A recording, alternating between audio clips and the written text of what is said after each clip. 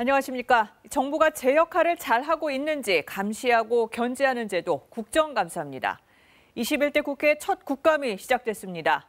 이래서 국회가 필요하구나 실감할 수 있게 제대로 된 감시, 의미 있는 대안들로 채워지길 바랍니다. 코로나19 KBS 종합뉴스룸 9시 뉴스, 이 KBS의 기획 취재로 시작합니다.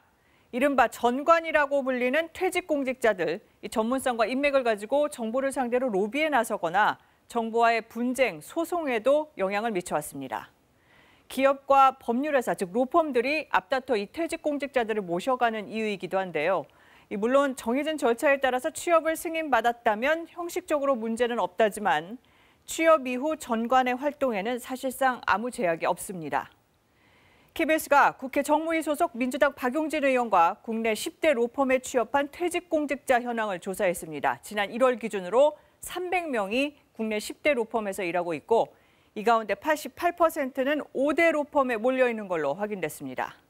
이 법조윤리협의회에 보고된 인원만 300명인데 과연 전관의 부작용을 차단하기 위한 관리와 감독 체계 제대로 작동하고 있을까요? 먼저 송명희 기자가 보도합니다.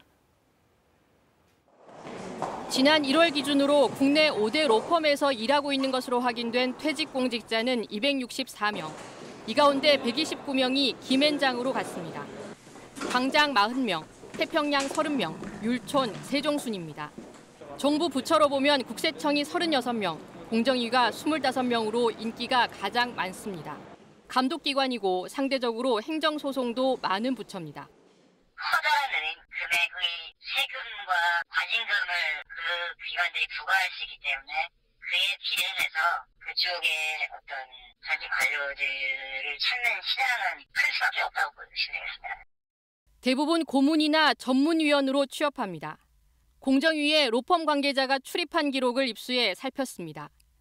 지난 3년 동안 누적 인원 2,920명이 드나들었는데 한 번에 4~5명씩, 많게는 7명이 한꺼번에 행사, 업무 협의, 회의 등을 이유로 방문한 걸로 돼 있습니다. 전관이 함께하는 경우가 비일비재하고 일이 수월해진다는 것이 업계의 이야기입니다. 귀를 열어줘요. 안 들었을 사건을 듣게 만드는 게 가장 큰 도움이죠. 야, 너 나 알지? 너 나 옛날에 나 일 잘했잖아. 내가 보니까 이거는 이런 면에서 네가 한번 들어보긴 해야 될 것 같아. 하고 그러면 선배님이 그 중에서 한번 들어봐야죠. 하고 이렇게 되는 거예요.